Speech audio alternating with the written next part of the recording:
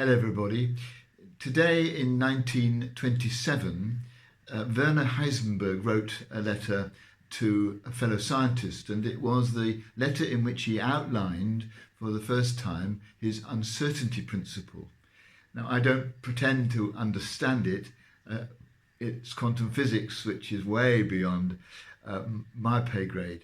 But if I understand it at least a little, it is to say that you cannot know both the speed and the location of a particle at the same time. So that whereas for a car you can work out how fast it's going, where it is now, and therefore where it will be sometime in the future. But with a particle, because you can't do the location and the speed at the same time, you don't know, you can't predict accurately where it's going to be at some given moment ahead. And so it's the uncertainty principle. And it just led me today to want to reflect on the joys of uncertainty.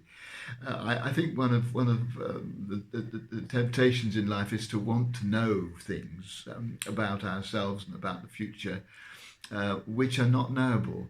We like to control the way we are moving forward in our lives and to have some sense of security from that control.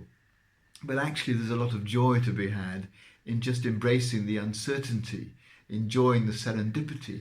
And I think the more we try and control things, the less we're open to just receiving what life gives us.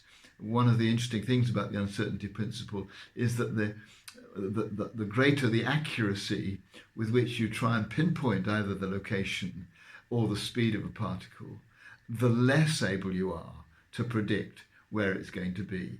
And I think it's probably true of us that the more we try and control the way things are moving forward in our lives, the less likely we are to really understand it, and certainly the less likely we are to embrace uncertainty as something to be celebrated. It's something which leaves us feeling a little bit on edge sometimes.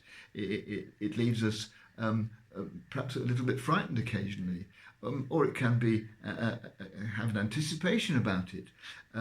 But it's one of those things that gives life its edge, and something therefore I think that we should just celebrate and try not too hard to control the way our futures pan out, but be open to the uncertainty and the joys of not knowing.